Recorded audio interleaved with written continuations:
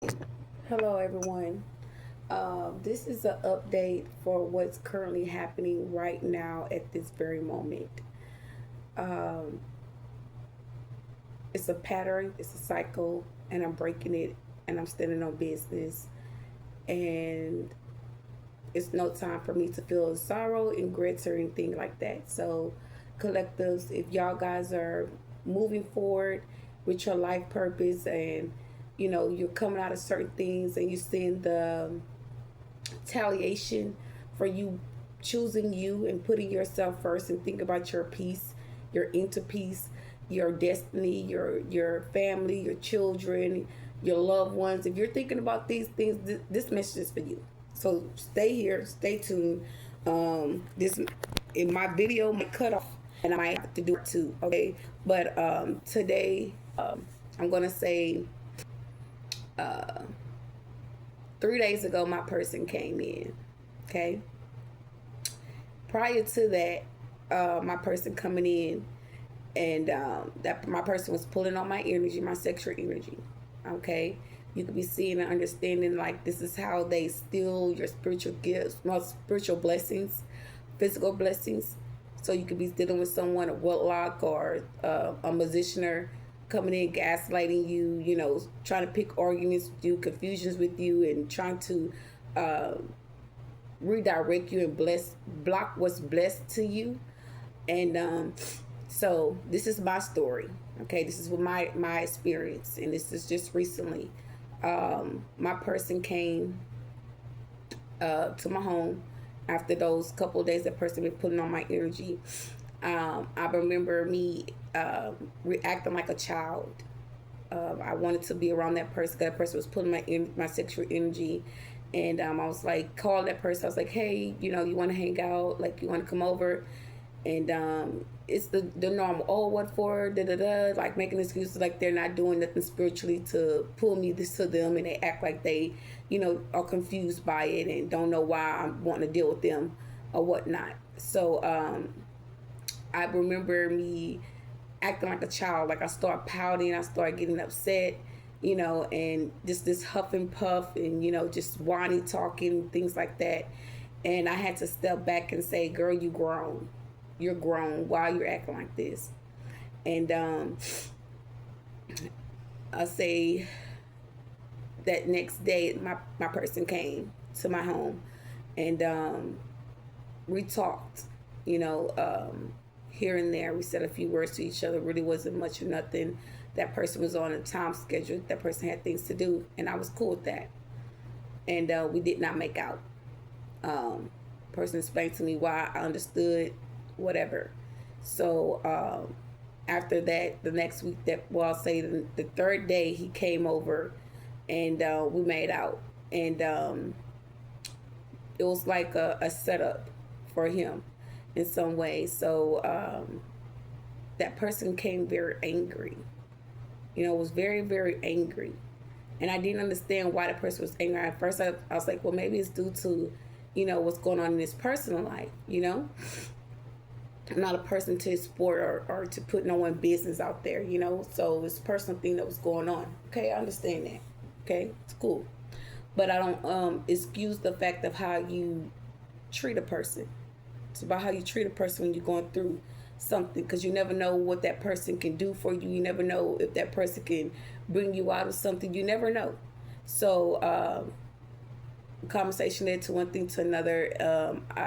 I guess it was getting ready to leave, and I walked up to this person and I approached them, and I'm like, going to hug them, and they pushed me.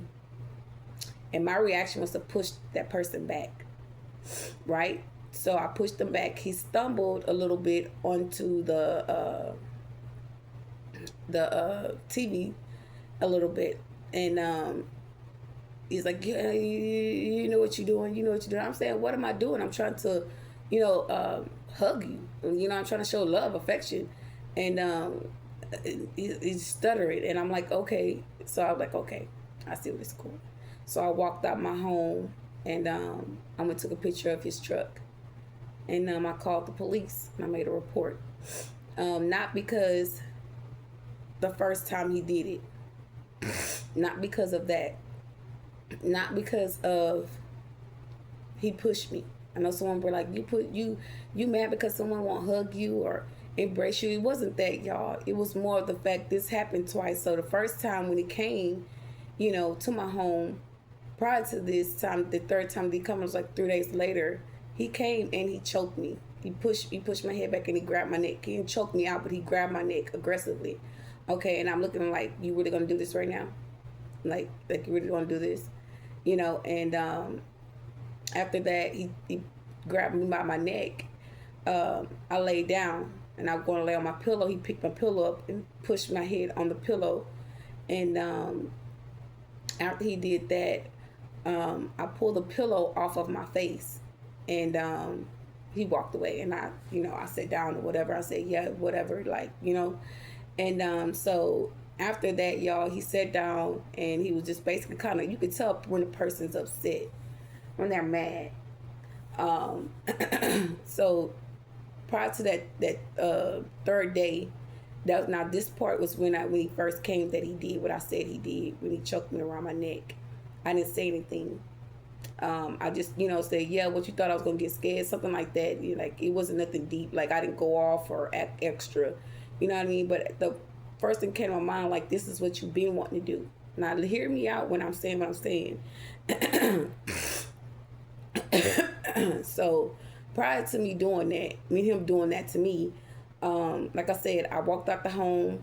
The third day that he came, I walked out the home and I walked outside to his truck, and I took a picture and I walked back in and I called the police. And the reason why I called the police, because I started seeing where he did it the second day. He aggressively put his hands on me, and that's something that he don't do. He ain't never put his hands on me, and not in that way at all. So I knew something was up. I knew it was more than what it was when he was, putting his hands on me. Because you're not going to get comfortable in putting your hands on me. If anybody know me and know my past, I've been in abusive relationships where I was being beaten all the time. So me speaking out on what happened to me, and knowing people knew what happened to me, the nerves of this person to do what they did. So I called the police. And I called the police, and just so happened I had been making reports already due to my situation with this person. I let that person know. I warned that person like he tried to warn me. I said, I'm going to protect myself. I'm going to protect me. And knowing that I'm on probation, I can't go out and, not saying like I want to or have the mindset to do. It's just the fact that how people judge me off of my past. I used to be the work person to go off on you, snap on you, and say what I have to say and go on. But as time go on, you get wiser, and you see the bigger picture, and that's me. And I called the authority to my home, and it so happened to be the person that I spoke with over the phone, which I'm knowing and aware of this officer, knowing that this person was going to be coming to my home. And I told them what happened, but I didn't tell them when that person, I'm going to say this, when the officer got here, it smelled like weed in my house. It smelled like buku weed. And I don't smoke. I smoke Black and Milds. If anybody know, I smoke Black and Milds. A person smoked and or whatever, and he left the evidence. Now, when he left out, and I ended up closing the door behind him. He knocked on the door, and he took the evidence with him. The first evidence, which was a counter wrapper, he took the evidence. Okay. The second time I got the knock, it was the police officer, and I was explaining to them and letting them know, like, hey, I don't smoke weed, da da da. And it was like, oh, you got tobacco. I mean, you got not tobacco, but you got stuff up in the ashtray. What is that? And I'm like, that's cigar. And he saw the weed paper in my ashtray. And I leave out today, or earlier today, this morning, and I go to H-E-B to make groceries. I had put an onion at my door to kind of sober up the negative energy, or, block out any spiritual attacks or anything, to blind out the monitoring spirits and things like that. And I leave, I come back, I put my groceries at the door. Mind you, guys, I didn't even open my door. The onion was gone. The onion was gone. It wasn't at my door. And when I got ready to leave, I noticed the onion was there and it was dried up. So I'm like, okay, I got to put another onion at the door. So I did that or whatever. And when I get in, you know, I'm sitting here and I end up having a conversation on the phone. And someone's like, look in your ashtray. I look in the ashtray. The cigar paper is gone. That was my evidence to say that he was here, whatever. So I end up going to the office like, hey, you know, did anybody come to my unit? You know, there's some evidence that's gone. And to remind you, you know, I did spiritual spying on me as well. And I kind of told the lady like, hey, you know, I know this person upset. I know what he's doing. I know what's going on. And I just tried to walk away from the situation in peace. And the person refused to walk away from me in peace. You know, I kind of made my mind up what I want to do. And I have. It's not no conduct. I have made my mind up. And that's just that. I'm standing on business. And I just refuse to put man before my wants, needs, and desires. And I'm just like explaining to her, and I even shed a few tears because I'm like, you don't even have to be all that. It don't have to be all that pettiness. It doesn't. Because way or no way, I'm leaving anyway. And I had them pack. I got through talking to her, and I told her I packed my bags up, whatever. And she's like, you know, well, whatever, you know, you're done, you know. But no one came to home. I'm like, okay, you know, let's leave it like that. And I walked back to my apartment, even though I know someone did. Basically letting me know, like, you know, there's no need to react. It's just pettiness, you know. And I'm like, okay, whatever. So I come to my house and I sit down and I say, well, you know what?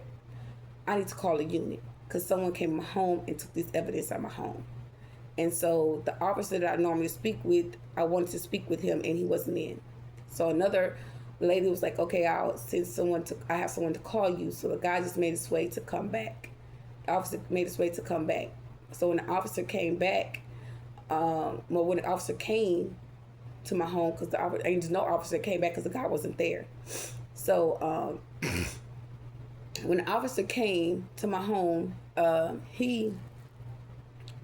prior to all of this going down, you know, going back to the part 3 or part 2 of the video when I stated about me having a dream about my grandparents and my son asking me, was he going to die? And I had him by the legs and I didn't say anything. And that dream I stated about, you know, how would I say this?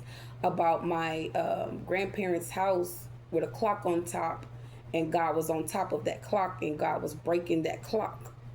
And I was reminded of that dream with this officer that came to my home today. He looked at his clock.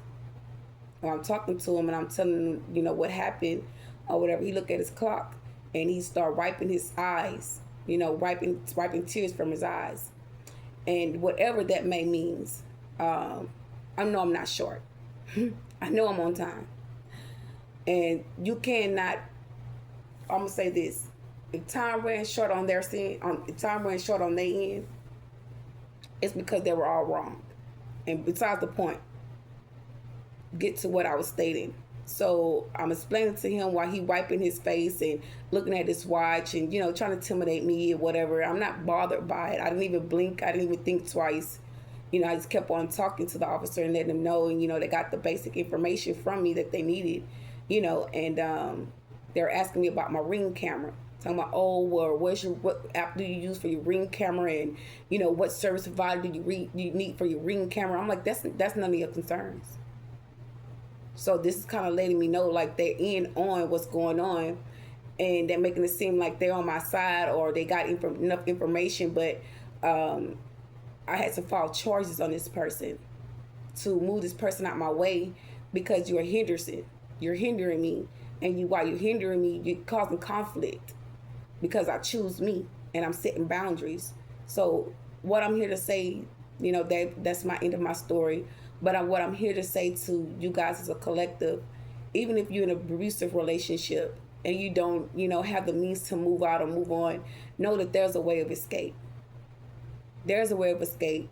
You gotta want to escape. You gotta want to stand your ground and not allow people to expect you to lay down and them do their dirty deeds on you and get up and abuse you spiritually or physically or both.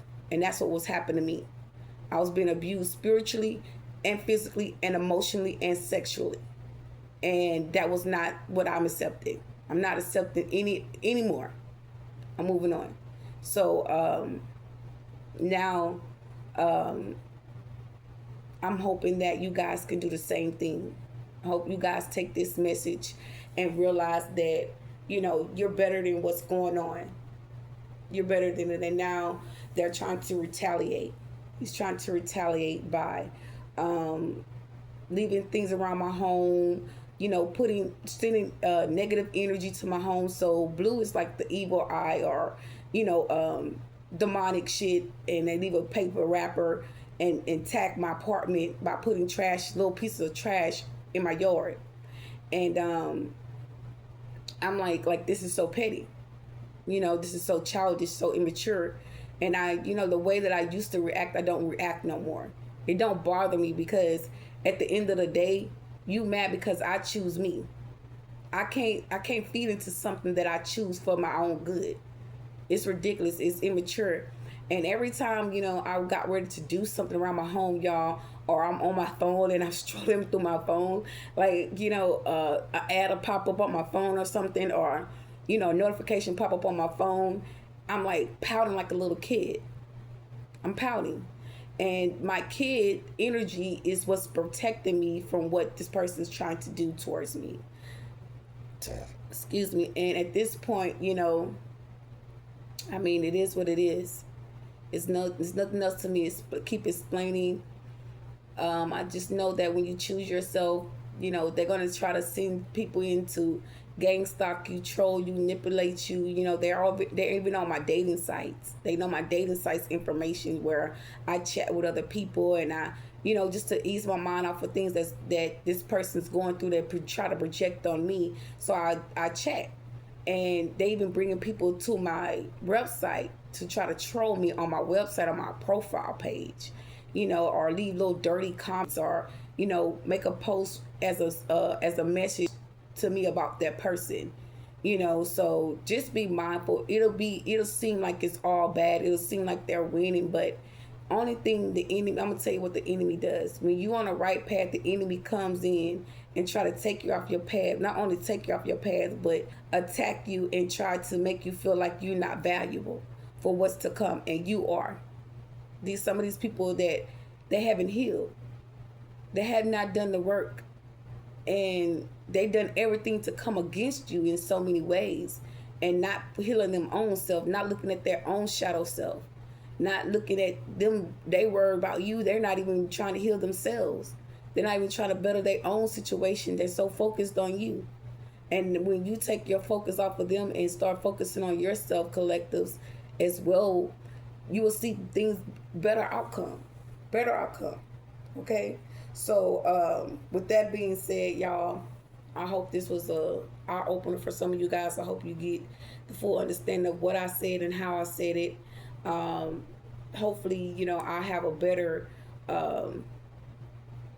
way of communicating with y'all through this social media platform.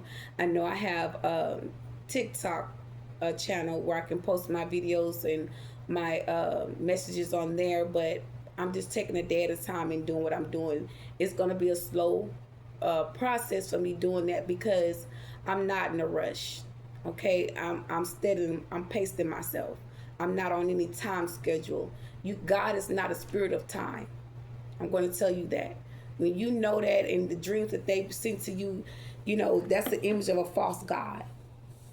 The image that I seen in that dream was a false God. That wasn't a real God. And when God send you a message and give you clarity on something, these things are already set in stone for the things that's meant to happen. It's going to happen towards the people that's coming against you, whether that's family, friends, loved ones, cousins, nieces, aunties, whatever it might be. They know what's about to happen. We know what's already into task. These people are being watched. They're being monitored, and while they're watching and monitoring you, the whole rat pack is being monitored. Okay, they're stalking each other. They're doing tit for tat to each other while they're trying to troll you or trying to keep tabs on you. So be mindful of that. This will not be um, one sided. It will not be one sided. This aspects of what you're not seeing and what information that you don't know is being brought up. Whether it's when it's spiritual, it's being brought up. When you can't speak about what's going on, when this person try to block you out or what talk about something that's spiritual, versus this person sending you dreams or whatever. When I get ready to talk about that to that person wants to, talk above me or get upset or get mad, and that's what shut me down to not want to talk to that person or say nothing because they don't want me to explain or speak my whole truth. And instead of me talking to that person, speaking my whole truth, I'd rather walk away. And I choose that. And now he came back in and tried to make it hard for me. And it won't be. It won't be. So y'all stay blessed. Stay tuned because there will be a part 2 to this. I will be waiting for the investigators to call me back on this behalf. So I'll give you an update every step of the way of my journey and me breaking free and me moving on with my life.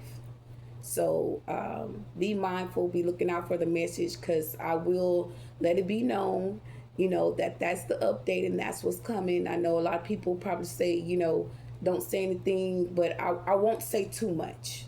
I'll say that I'll just make it brief. But there's a lot of juicy information being released on my situation. And I know a lot of people want to know and how to, come out of this.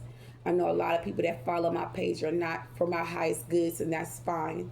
But I will not be putting my face on camera because I know there's people that is watching my page and not wishing me the right attentions and wishing me ill attention. So, and there's a lot of spell work that's being thrown around and handled in this situation as well. And with that being said, everything's going to come to full surface. And as I'm talking, I'm remembering when I was talking to the officers, I saw a male lady walk by. There was a male lady walking by my apartment. And basically, I guess she was looking to see if that's the apartment number that I live in because like 2 days ago, I asked the mail lady, I walked to my mailbox basically, and I'm like, where's my mail at? I get 2 pieces of mail each couple of weeks or months. Like I get a bank statement and I get Spectrum bill, and that's it. I'm like, where is my light bill? Where is my, we get food stamp award letters every year, every month. I don't get that. I don't get, I'm on a fixed income. I don't get my income letters. The first, like every year when your income increase, you get a award letter. I'm not even getting that. So I'm putting it all together. I'm seeing where there's pennies being left in my home. There's pennies being left in my washing machine, like this little tic-tac, and they're penny pinching. They're trying to pinch off of my finances, and I'm barely making it, guys. I'm barely making it. I got, the little things, the necessary things that I have, but it's a lot of things I don't have that I know that I need, that I want, and I desire to have, and I'm going to have it regardless. And whoever that's trying to penny pinch from me, you will not have access to my funds. I call my money back to me with love and divine care. You will not penny pinch off me. You will not live off of my money. You will not pinch off of my finances while I'm over here trying to make it. I refuse to let that happen. So I'm speaking my truth. I'm telling my story. And if you don't like it, stay off my page. Find somebody else to follow. Find somebody else to subscribe to. And if you come on my channel and you're not liking my page, I will be blocking you off of my page. You will not have access to my profile. And I mean that with all good intentions. What else I want to say?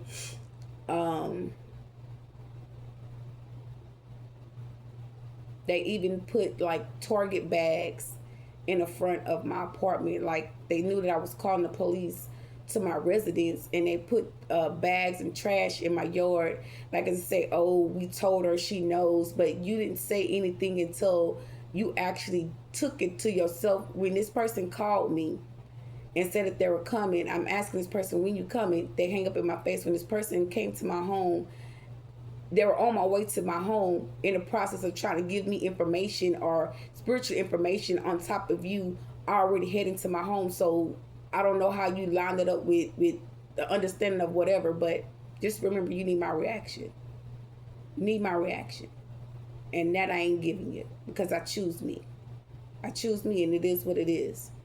And if you stagglers or, you pity party people want to run behind someone and make this person look like you want to protect this person for whatever reason, because you're getting pinched, or you don't want to be, looked at as the, protector, captain protector, saver hole type shit, that's your business. But respectfully, please do not say nothing to me. If you gonna troll me, don't open your mouth to me. Don't say nothing to me, because I'm gonna address you back. And it might not be nice, and it might just be nice. But if it do, just know you've been killed off with kindness. That's big facts. Y'all be blessed.